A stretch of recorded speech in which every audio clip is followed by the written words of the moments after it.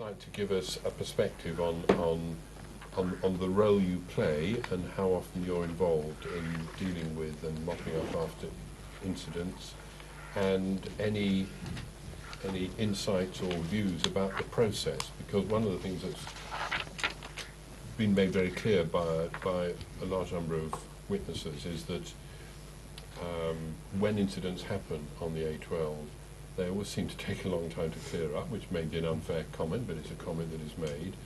And when the road is closed, or even when it isn't closed, but when traffic is slowed down because there's only one lane in operation, a lot of diversion of traffic takes place elsewhere in the network, which is very disruptive. So a lot of people have an interest in managing down as much as possible the amount of time that the road is wholly or partly out of action as a result of clearing up after incidents. So it'd be useful just to get your insights and perspective on that whole process, really. Certainly, our role is relatively straightforward. It's to save and protect life, protect property and the environment, and to render humanitarian service. We respond, I've got some statistics here for you. Thank you. We respond to between 250 and 300 calls a year to the A12 over the last 3-year period. Of those, the vast majority, or 41%, are road traffic collisions. From 2005 to 2007, that represents about a 5% increase. And there was a slight upward glitch in 2006, but overall about 5% increase over the last 3 years. To put it into perspective, the incidents we attend on the A12, road-based incidents, represent between 6 and 8% of all the road-based incidents we attend in the county. So that we attend a considerable amount of incidents. The A12 accounts for a small portion of that. In terms of our statistics, they'll vary greatly from the police, because obviously we don't attend all incidents on the A12, which is why we tend to use our statistics for sharing with partners and for internal consumption only. In terms of incidents on the A12, it's an exceptionally busy road, as everyone's aware, and our role is really to respond to an incident, render a service, and leave as quickly as possible. There's as much self-interest in that as there is anything else, because we need to get our resources available should they be needed again. We often depart before recovery is complete. I mean, recovery is not a statutory duty for the fire service. Once we're done, we leave. And on the vast majority of occasions, if it's an accident, the police will be investigating, or if there's a clean-up operation, the Highways Agency or another agency will be mopping up the mess. So really, in real terms, rate of recovery is largely out of our hands. What I would say is that the rate of recovery on occasions does seem rather lengthy, and I'm aware that there may have been a change in the manner in which police investigate accidents, but obviously they need to undertake their professional role, and I'm sure they put forward the reasons for why they take as long as they take sometimes to carry an investigation. In terms of the A12 itself, we identified 3 specific hotspots for our activity, which were the Mount Nessing, Kelvedon and Hatfield-Peveril stretches of the road. And they account for an abnormal percentage of the number of incidents we attend on that road. It's about 40% on those 3 stretches. Could I just be absolutely clear where those are? Those Certainly. Are between Mount Nessing and Chelmsford. Between Mount Nessing and the Chelmsford turn-off. Yes. So that's there. And the second one is Hatfield-Peveril, which is just south of Witham. Yeah, that appears on everybody's list. And Kelvedon, which is just north of Witham. Yeah. And that seems to... You tend to attend... You will attend the more severe incidents, presumably. Well, we attend a range of incidents, everything from grass embankments on fire, to vehicles on fire, to road traffic collisions. We have a high number of false alarms on the A12, and obviously a fire engine travelling at any speed with blue lights on tends to detract people from their natural driving habits, which can impact on the flow of traffic, so false alarms do have an impact. So a broad range, but as I said, the majority are road traffic collisions. To say that the most severe, we will always go to the most severe incidents, by and large.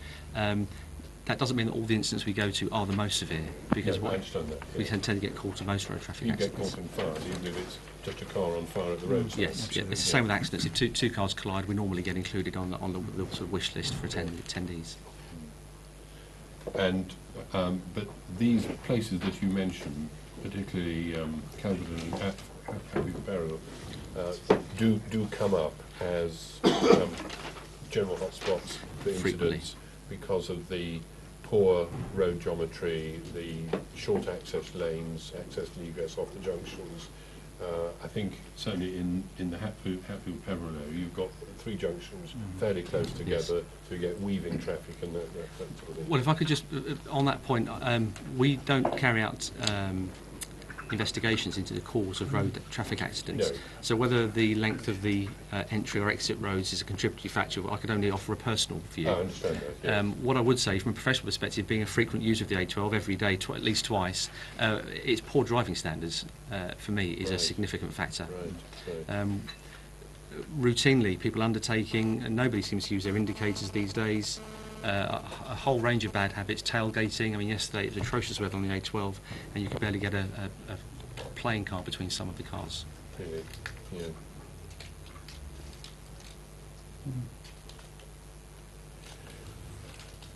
Thank you. That's enough from you for the moment.